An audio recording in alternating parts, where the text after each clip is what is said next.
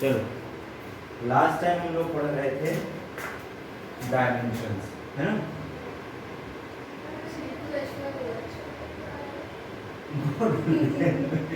रह रह करके C2H5 होने से याद आता है। अभी मंगाते हैं। बोतल कहाँ है?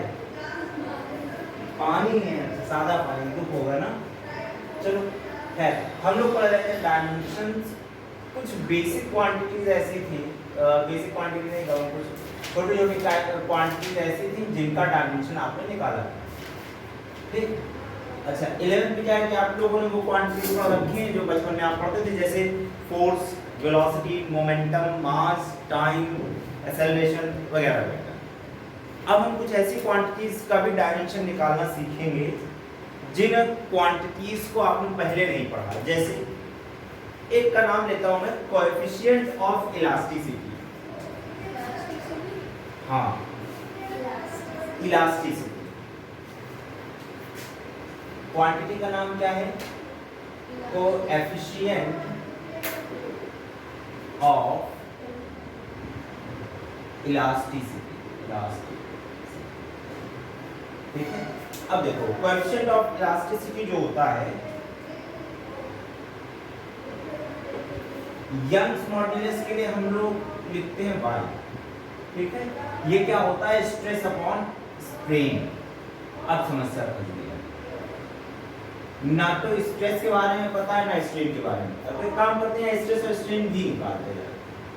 जैसे जैसे आपको कुछ दिया सारी क्वांटिटीज हमको निकालनी है, तो अब इसमें क्या करेंगे आप? ये स्ट्रेस से बना है, स्ट्रेन से बना है, इन क्वांटिटीज का भी डायमेंशन हमको निकालना है।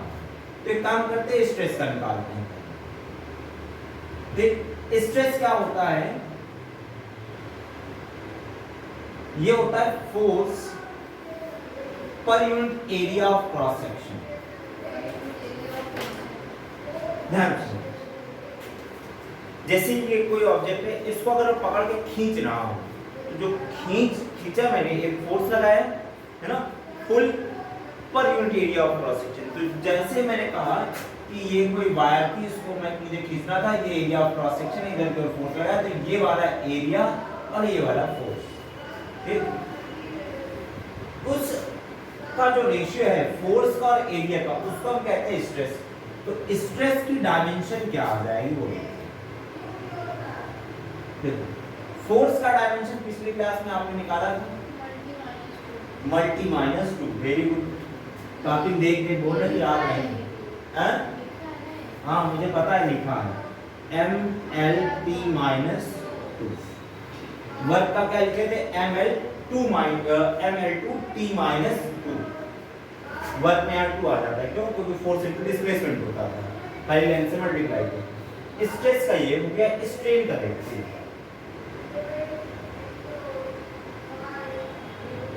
अब अरे हाँ भूल गया था, मेरी बता दी। कितने इंटेलिजेंट हो तुम, मुझे पहले से पता था तुम इंटेलिजेंट। चलो अच्छा, ये -2, ये 2 नीचे तो ऊपर चला जाएगा तो -2 हो जाएगा। अच्छा, ML T-2 और ये L-2। अगर इसको सॉल्व करना चाहेंगे क्या लिखेंगे? ML-1 आ जाएगा क्या? ML-1 T-2। ये हो गया स्ट्रेस का। स्ट्रेन की अगर मैं डायमेंशन निकालना चाहूं तो स्ट्रेन की डायमेंशन क्या है?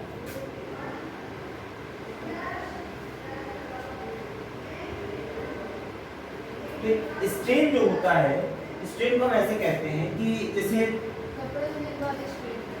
हाँ वैसा वाला। मान लेते हैं ये कोई वायर है, इस पर मैंने स्ट्रेस लगाया, तो इसकी शुरुआत में ओरिजिनल लेंथ L थी और फोर्स लगाने के बाद ये थोड़ा सा डेल्टा L लेंथ और एक्सपैंड हो गया। कितना एक्सपैंड हुआ है? Delta L। तो स्ट्रेन का जो फॉर्मूला होता है ये होता है डेल्टा L बाई L, यानी change in length upon original length. अब ध्यान रखो, अगर मैं इसका डायमेंशन निकालना चाहूँ स्ट्रेन का, तो लिखेंगे भाई लेंथ है ऊपर, लेंथ की डायमेंशन L, और नीचे भी लेंथ है तो लेंथ की डायमेंशन L। तो डायमेंशन कितनी आ गई? L0, यानी कि ये क्या है? ये डायमेंशनलेस क्वांटिटी। बात समझ में आ रहा? स्ट्रेन रेशियो है दोनों, ध्यान सुनो, डेल्टा एल बाई एल का, जितना लेंथ एक्सपैंड हुआ है वो अपॉन जितना ओरिजिनल लेंथ है वो, ठीक, इसी को कहते हैं स्ट्रेन, ठीक है। ये डायमेंशनलेस होता है। स्ट्रेस की डायमेंशन निकाली। अब अगर हमसे कोई कहे कोएफिशिएंट ऑफ इलास्टिसिटी बताओ, कोएफिशिएंट ऑफ इलास्टिसिटी,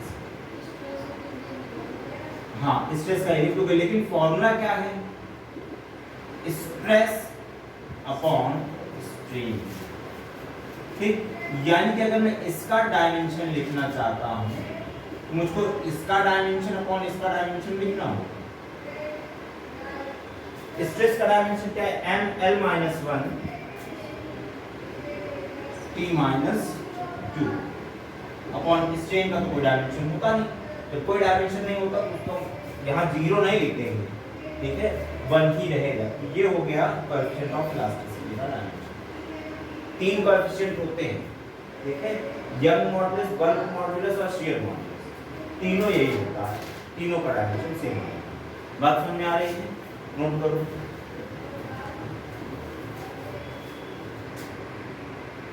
तुम लोग यही बोलते थे गाँव पल्ला, तुम बैठे थे खाना मर जाना परवाह नहीं। चलो एक तो ये हो गया, एक होता है टॉर्क। थोड़ा सा एक तो छोटी क्वांटिटी तो कैपिटल जी बता दो। मैंने कहा टॉर्क, टॉर्क की अगर मैं डायमेंशन निकालना चाहूँ तो टॉर्क की डायमेंशन क्या होगी, देखो टॉर्क को लिखते हैं टाउ से, ठीक है। टाउ, टाउ क्या होता है, F cross R, force into perpendicular distance. जैसे ये मार्कर है, ठीक है, इसको उठाना है, दो तरीका, बीच से उठा लिया या फिर एक साइड में फिक्स कर दूं। अब मैं इस डायरेक्शन फोर्स लगाऊंगा तो ऐसे उठ जाएगा, है ना। तो हमने कहा इधर की ओर फोर्स लगाया है, ठीक, या फिर कहूं कि इसको ऐसे भी कह सकते हैं, दो फोर्स लगा रहे हैं, एक नीचे की ओर एक ऊपर की ओर। जब दो फोर्सेस का रिजल्टेंट 0 हो, ठीक है, और दोनों फोर्स अपोजिट डायरेक्शन में कुछ दूरी पर लग रहे हैं तो रोटेटरी इफेक्ट जनरेट करते हैं। बात समझ आ रही है, रोटेटरी इफेक्ट जनरेट करते हैं। तो दोनों में से कोई एक फोर्स ले लिया जाता है और दोनों फोर्सेस के बीच का परपेंडिकुलर डिस्टेंस ले लिया जाता है। तो इन दोनों को जब मल्टीप्लाई करते हैं तो टॉर्क आता है। टॉर्क वेक्टर क्वांटिटी है, तो F क्रॉस R ऐसा, ठीक है, ये बना सकते हैं। मैंने कहा F क्रॉस R, तो फोर्स और R जिधर होगा उसके परपेंडिकुलर, उस पे प्लेन के परपेंडिकुलर डायरेक्शन में होगी। बिल्कुल ऐसे साइकिल का धुरा ऐसे घुमा दो, यूं जब घूम रहा होता है जिस डायरेक्शन घूम रहा हो उस डायरेक्शन में ऐसे घुमाओ, जहां थंब होगा वो डायरेक्शन बता रहा होगा टॉर्क। बेसिक बेसिक जानकारी जानते जाएंगे, अभी टॉर्क के बारे में डिटेल पढ़ेंगे। टॉर्क के अगर मुझको डायमेंशन चाहिए तो मैंने कहा टॉर्क का डायमेंशन, फोर्स का डायमेंशन और R क्या है, R भी लेंथ है ना, इसका भी डायमेंशन उसको निकालना होगा। फोर्स का डायमेंशन अभी आपने कहा मल्टी माइनस 2 और R क्या होता है, लेंथ L, ठीक है। अगर इन सब का मैं डायमेंशन निकालूं क्या आएगा, M L2 T माइनस। अच्छा तो ध्यान सुनो, यही डायमेंशन वर्क का है और यही डायमेंशन टॉर्क का है। तो ऐसी कई सारी क्वांटिटीज मिलती हैं जिनके डायमेंशन सेम होती हैं। सेम डायमेंशन होने पर ऐसा नहीं कि गलत हो गया, ठीक है, ऐसा नहीं होता गलत हो गया। डायमेंशन कई क्वांटिटीज का सेम होता है, जैसे वर्क का हो गया, टॉर्क का हो गया, अभी ऐसे और सारी क्वांटिटीज मिलती जाएंगी हमको जिनकी डायमेंशन ये है कि ML2 T माइनस 2, ठीक। इसी के साथ में एक चीज और निकालते हैं हम लोग, वो है कैपिटल G। 9th क्लास में यूनिवर्सल ग्रेविटेशनल कांस्टेंट पढ़ते थे। फॉर्मूला क्या हुआ करता था, F equals to capital G m1 m2 upon r square. मुझे नहीं लगता इसको एक्सप्लेन करने की जरूरत है, ये याद होगा आपको, ठीक। ये फोर्स है, ये ग्रेविटेशनल कांस्टेंट है, ये दोनों मास है, ये सेपरेशन। कैपिटल G चाहिए तो एक काम करते हैं, कैपिटल G एक साइड बाकी सब एक साइड कर लेते हैं। तो F into r square upon m1 m2 equals to g आ गया क्या? कैपिटल G का अगर हमको डायमेंशन निकालना हो तो हम कहेंगे f का डायमेंशन, r² का डायमेंशन, m1 का डायमेंशन और m2 का डायमेंशन निकाल लोगे? करना चाहोगे? करके दिखाओ जरा, देखिए।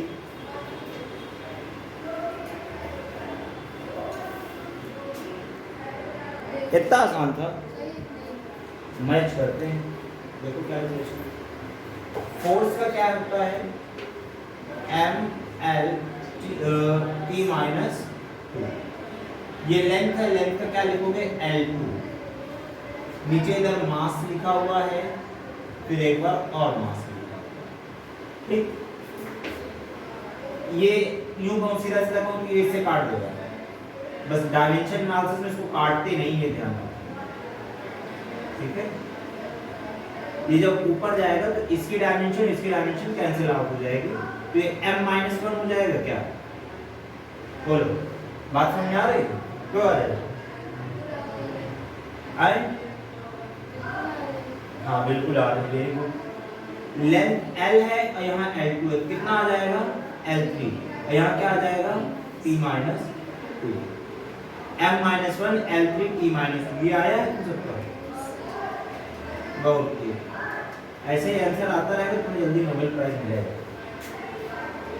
अगर ये आ गया है तो एक बढ़िया क्वेश्चन देखते हैं, एप्सिलॉन नॉट का डायमेंशन। इसको कहते हैं परमिटिविटी ऑफ फ्री स्पेस।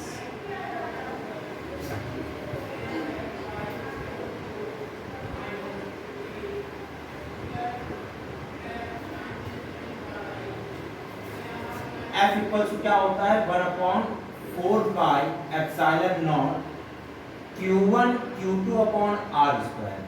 दोनों फॉर्मूला एक जैसे, इधर भी फोर्स इधर भी फोर्स। इधर कांस्टेंट, ये पूरा कांस्टेंट होता है, इस कांस्टेंट में सिर्फ एप्सिलॉन नॉट निकालना है। m1 m2 q1 q2 r²। q charge है, चार्ज का डायमेंशन निकाले थे, याद है? चार्ज के लिए क्या पढ़ते थे? I × T। चार्ज का डायमेंशन क्या लिखते थे? Current × time. करंट के लिए आपने लिखा A, टाइम के लिए लिखा आपने T। चलो इतनी चीजें करा दी, हम आगे करके दिखाओ वाला सवाल लगाओ, आंसर पाओ।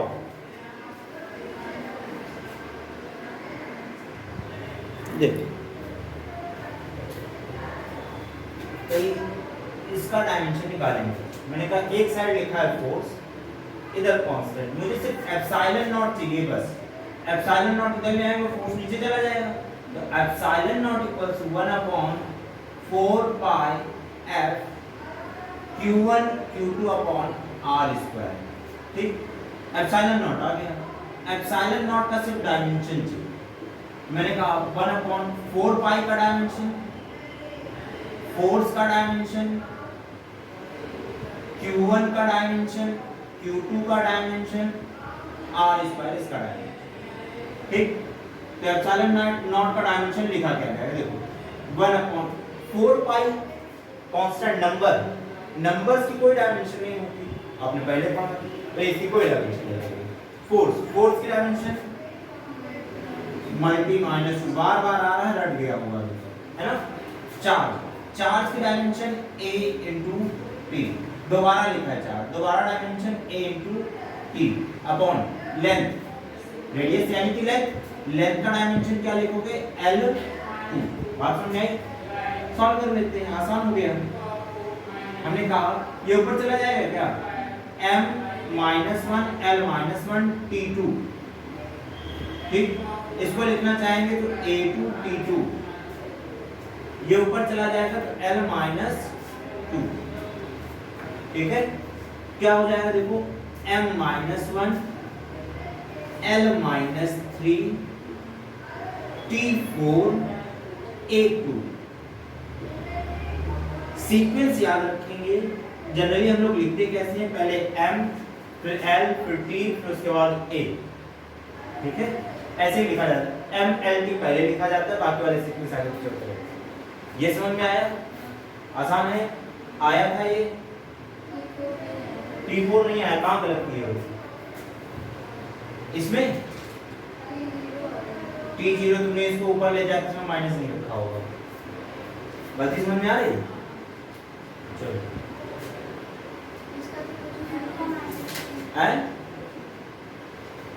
चलो इधर देखो। अच्छा इधर देखो, नोट करते हैं भाई। 4 पाई नंबर है, नंबर की डायमेंशन नहीं होती। हम यहाँ फोर्स नहीं लिख रहे, फोर्स की डायमेंशन लिख रहे हैं। यहाँ 4 पाई नहीं लिखा जाएगा, 4 पाई का डायमेंशन लिखा जाएगा। ये पंखा उधर कैसे घूम गया थोड़ा सा? कहाँ जाए घुमा दूँ मैं, जान मेरे को गर्मी लगे वहाँ पर पंखा लगा हुआ है, बताओ मत तुमको। कलयुगी बच्चे हैं सब, कोई बात नहीं। मैं वापस आता हूँ, पंखा घुमाता हूँ। देखो इधर देखो, साइन थीटा का मुझसे डायमेंशन पूछा गया है, ठीक है। साइन थीटा क्या होता है? Perpendicular upon hypotenuse. स्मार्ट लोग सीधा ऐसे ही बोलते हैं, हम लोग देसी पीपल। हम लोग क्या पढ़ते थे? साइन थीटा, क्यों याद है? लाल बटे कक्का अरे हिंदी वाले हैं हम लोग। लाल बटे कक्का क्या होता था? लम और आधार, नहीं लाल LAL, लम आधार लम अपॉन, फिर नहीं कक्का कर्ण और आधार, ऐसा पढ़ते थे। तुम लोग क्या पढ़ते हो? तुम लोग मस्त पढ़ते हो, क्या पढ़ते हो? वो पाकिस्तान भूखा प्यासा और हिंदुस्तान हरा भरा। क्यों? पापा बीड़ी पियोगे? हाँ बेटा जरूर पियोगा। Very good. चलो ये क्या बता रहा होता है? Sine theta. ये क्या बता रहा होता है? Cos theta. और ये क्या बता रहा होता है? Tan theta. मैं सोचा था मैं ही गुरु, यहाँ मेरे भी गुरु बैठे हैं। पापा बीड़ी पियोगे? हाँ बेटा। और ठीक, ये मैं अगली क्लास में यही सिखाया करूँगा। 11th वालों को आपसे जब तुम मैथमेटिकल टूल्स पढ़ा करूँगा, मैं भेजा था। अच्छा 12th वाले, ठीक। तुम्हारे सीनियर जो मुझको लगता है वो भी बीड़ी पी रहे। चलो इधर देखो, साइन थीटा क्या होता है? मैंने कहा अगर राइट एंगल ट्रायंगल में देखा जाए, ये थीटा हो, थीटा के सामने वाला परपेंडिकुलर, ये रहा बेस और ये रहा हाइपोटेन्यूज, ठीक। तो हमने कहा परपेंडिकुलर अपॉन हाइपोटेन्यूज। तो अगर मैं देखो परपेंडिकुलर क्या है? परपेंडिकुलर क्या है भाई? लेंथ है। और ये क्या है? बेस, ये भी लेंथ है। ये क्या है? हाइपोटेन्यूज, ये भी लेंथ है। परपेंडिकुलर भी एक टाइप का लेंथ है और हाइपोटेन्यूज भी एक टाइप का लेंथ है। Length upon length, dimensionless, M0 L0 T0, ठीक है। तो अगर मैं ये कहना चाहूँ कि डायमेंशन क्या होगी, तो साइन थीटा की डायमेंशन कुछ नहीं। इसी तरह कॉस थीटा की डायमेंशन क्या होगी? कुछ और नहीं भाई। ट्रिग्नोमेट्रिक रेशियोज जो होते हैं, 6 रेशियो, वो सबके सब लेंथ का रेशियो है। तो जब सेम क्वांटिटी का रेशियो निकाला जाता है तो वहां डायमेंशन कितनी हो जाती है? 0, है ना। या यूं कहो कि M0 L0 T0, तो सभी T रेशियो जितने होते हैं डायमेंशन लेस होते हैं। याद रहेगा, रेशियो कैसे होता है? डायमेंशन लेस होते हैं। एक व्यक्ति यहाँ लिखा है, ये क्या पढ़ा जाएगा जानते हो? इसको पढ़ा जाता है ईटा, ईटा, ठीक है। अरे जैसे गांव में को मारो उठा के ढेला मारते हो, शहर वाले ढेला नहीं मारते, लाड़ वाले थोड़ा रिलेटेड हो गए, ईटा मार देते, काम वही करते हैं, आदत नहीं जाती लोगों की। तो मैंने कहा कि हम जैसे इलाहाबादी लोग हैं तो हम लोग इसको कहते हैं ईटा, मतलब सभी ईटा ही कहते हैं। अब ध्यान सुनिए, ईटा क्या होता है? ये होता है कोएफिशिएंट ऑफ विस्कोसिटी। जैसे पानी आप ऐसे उड़े लो, सरक जाता है तुरंत। तेल उड़े लो, सरक जाता है। शहद उड़े लो, धीरे धीरे धीरे धीरे बाहर आता है, होता है। तो फ्लूइड जो होता है, फ्लूइड का फ्रिक्शन, उसको कहते हैं विस्कोसिटी, आसान शब्दों में, जिसकी वजह से फ्लूइड फ्लो कर रहा होता है। यानी कि फ्लूइड के फ्लो करने की स्पीड घटती बढ़ती है, वही आपका विस्कोसिटी होता है। इसके बारे में डिटेल पढ़ेंगे, पूरा चैप्टर है, हमको सिर्फ फॉर्मूला पढ़ना है। डायमेंशन चैप्टर में क्या होता है ना कि भाई पूरे चैप्टर, पूरी बुक का 11th और 12th सबकी जितनी क्वांटिटी पढ़े हो सबका डायमेंशन निकालना है। हंसिका बतियाओ नहीं। ईटा, ईटा यानी कि, अरे ईटा इसको कहेंगे, ये किसको रिप्रेजेंट कर रहा है? मैंने कहा कोएफिशिएंट ऑफ विस्कोसिटी को, कोएफिशिएंट ऑफ विस्कोसिटी, विस्कोसिटी मेरे को स्पेलिंग होती है शायद SITY होता है, ठीक है। फिजिक्स विस्कोसिटी नहीं, विस्कोसिटी SIT है ना। फिजिक्स का कोई टीचर स्पेलिंग जरूर भी जाता है, स्मार्ट पीपल जो होते हैं ऐसे गली चलते लोगों को तो याद ही रहता है ना, वो मैं जानता हूँ। अब देखो फोर्स का डायमेंशन क्या, ईटा A dV/dx, ये होता है formula. Force coefficient of viscosity, area, change in velocity, change in distance, ठीक है। आपको इससे लेना देना नहीं कि इसको अप्लाई कैसे करना, अभी फिलहाल आपको ये जानना है कि क्या क्या चीजों को रिप्रेजेंट करना है। हमको पता है फोर्स है, ये निकालना है, ये एरिया है, ये वेलोसिटी है, ये डिस्प्लेसमेंट है, ये कहो कि डिस्टेंस होता है, डिस्टेंस समथिंग जो भी कहना चाहो, ठीक है। तो दो लेयर के बीच का सेपरेशन होता है। अब अगर मैं कहूँ कि इसमें उसको ईटा चाहिए तो बाकी सब एक साइड कर लेते, ईटा एक साइड कर लेते, F dx अपॉन ईटा इधर पड़ा रहने देंगे, a नीचे आ जाएगा, dv इधर आ जाएगा, ठीक। ईटा बराबर F dx a dv calculate करते हैं, बोर्ड भर गया, मिटाना पड़ेगा थोड़ा सा। चलो इसको कर लेते हैं, मिटा डालते हैं बोर्ड। ईटा की डायमेंशन चाहिए, फोर्स की डायमेंशन क्या है, MLT माइनस 2 मल्टी माइनस जो रूल है, dx यानी कि सेपरेशन यानी लेंथ का डायमेंशन बोलो भाई L, बहुत जोर से आवाज एरिया का डायमेंशन क्या होता है, L2 L2 length into length है ना। dv क्या है, वेलोसिटी का डायमेंशन LT माइनस 1। जिन बच्चों को पहले का आता है वो बहुत अच्छा, जिनको पहले का नहीं आता पिछली वीडियो देख लेंगे। तुम लोग भी चाहो अगर रिवीजन करना चाहो तो तुम लोग के लिए भी वीडियो अवेलेबल है। मैं अगर कहना चाहूँ ML2 या अगर मैं कहूँ ये वाला L मेला देखने चला जाएगा, ठीक है। ये वाला L ऊपर जाएगा क्या हो जाएगा, L माइनस 2 T माइनस 1, ये ऊपर चला जाएगा प्लस 1 T माइनस 2 प्लस 1। एक बार के लिए लिख देता हूँ L माइनस 2 और T माइनस 1, आसान। अच्छा एक L बचा हुआ है तो ये माइनस 2 वो वाला प्लस 1, तो यहाँ क्या आ जाएगा माइनस 1, ठीक। आ गया हमारा ईटा का डायमेंशन। नोट कैसे टॉर्क वाला, चलो टॉर्क वाला फिर से बता देता हूँ। आई क्या है, इसको बोलते हैं moment of inertia, moment of inertia, ठीक। अब देखो मोमेंट ऑफ इनर्शिया क्या होता है, आई इक्वल्स टू होता है mr², ठीक। आई पता है मोमेंट ऑफ इनर्शिया, m क्या होता है मास और r क्या होता है रेडियस, ठीक है। mr², कोई ऑब्जेक्ट अगर सर्कुलर पाथ पर मूव कर रहा हो तो उसका मोमेंट ऑफ इनर्शिया निकाला जाता है एक्सिस के अबाउट। मैंने कहा i = mr², इसका डायमेंशन निकाल पाओगे क्या, मास का डायमेंशन और r² का डायमेंशन, बहुत त्रिभुजावानी बता दिया आपने, ML2,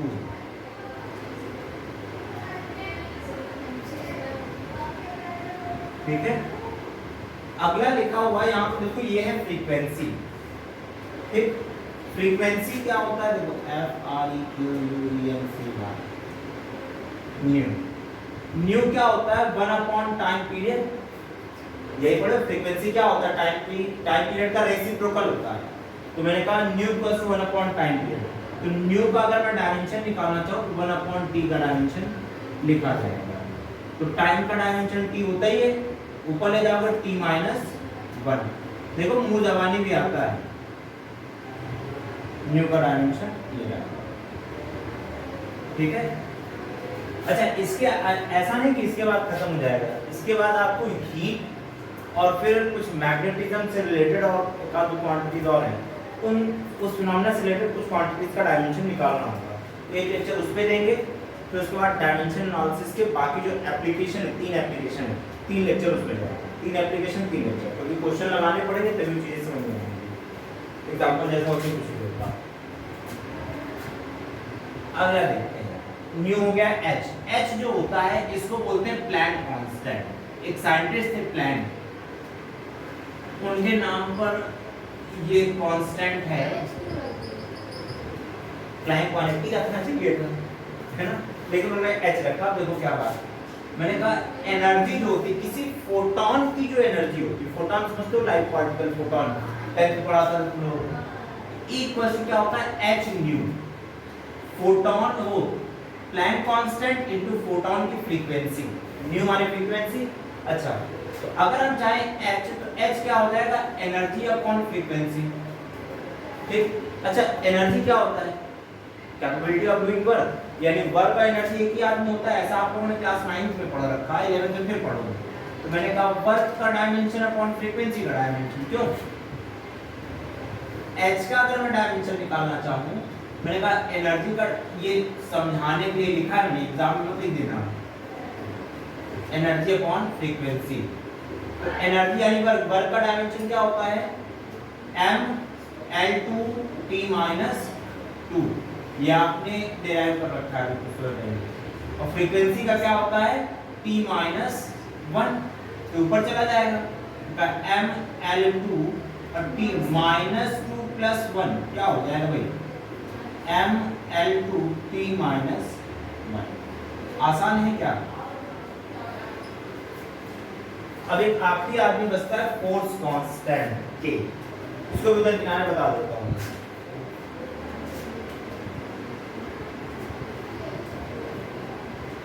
फोर्स कांस्टेंट, अरे रख दिया, हाँ हाँ हाँ, उसको तुम्हारा नाम अच्छा लग गया था, इसीलिए तुम्हारा नाम तो पहले अच्छा लग गया उसमें। काश मेरा नाम रख देता तो ज्यादा अच्छा लगता, या फिर रख देता सीधा कांस्टेंट का नाम ही रख देता आदि खत्म। देखो फोर्स कांस्टेंट क्या होता है, स्प्रिंग जानते हो, स्प्रिंग कंप्रेस भी होती है, स्ट्रेच भी होती है।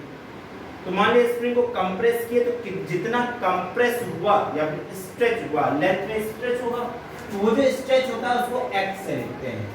और जितना फोर्स लगाए होते हैं वो स्प्रिंग के कांस्टेंट k पर और x पर डिपेंड करता है। सिंपल सी चीज है, k चाहिए, तो F/x = क्या आ जाएगा k, ठीक। तो हमने कहा अगर k का डायमेंशन चाहिए तो हम कहेंगे फोर्स का डायमेंशन अपॉन x का डायमेंशन। फोर्स का डायमेंशन m L T - 2 और x का डायमेंशन क्या होगा L, L से चला गया मेरा देखो क्या बचा m L0 T - स्टैंडर्ड तरीका जो होता है उसमें m L T तीनों अक्षर लिखे जाते हैं। बात समझा रहे, अगर L नहीं है या M में जो भी डायमेंशन नहीं होगी उसके ऊपर 0 लिख दो बस। इसको नोट करो कि आगे कहानी में आपको अगली क्लास में बताता जाऊं।